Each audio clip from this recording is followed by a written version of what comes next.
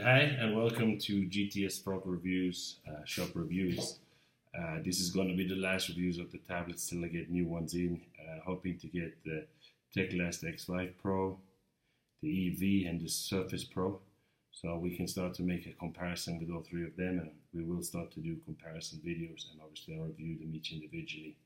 Today in the final one I would like to talk about the Chuwi Hi 12. This is again a 2-in-1. It's a tablet and you can use it as a computer. It has 4 gigabytes, 64 gigabytes of memory, which for me is a little bit low, but for a regular person it's excellent. It does daily tasks, it runs Office perfectly, you can do a lot of things. It's touchscreen, and also it does have a dual boot mode, which is really cool. So you have both Windows 10 Home and you have Android. I believe it's Android 7.0, so the newest Android.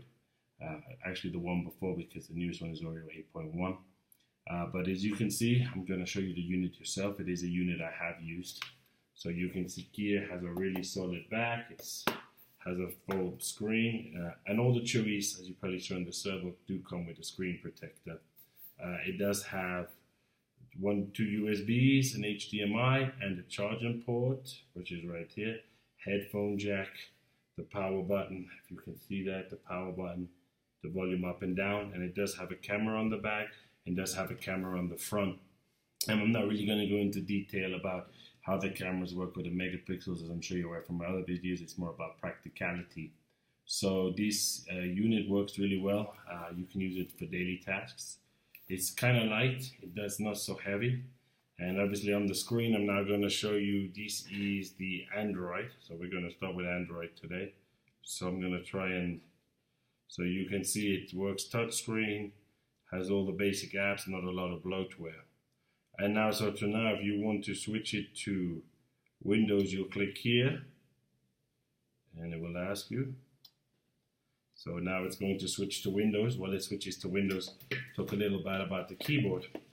This keyboard is a lot more solid. It is a plastic, it's a hard plastic, unlike the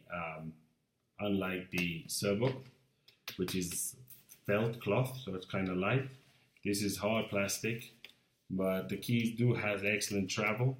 It has a little bit of flex, and the mouse is a really good thing. And here's your connectors.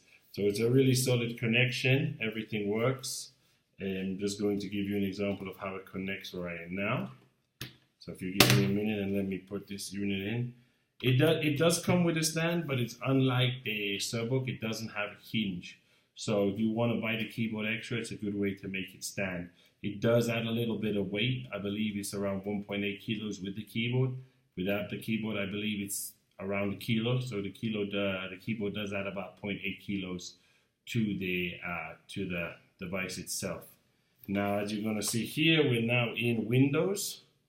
So we're going to press here. You're going to type in the password, and then we're going to continue and finish up this review.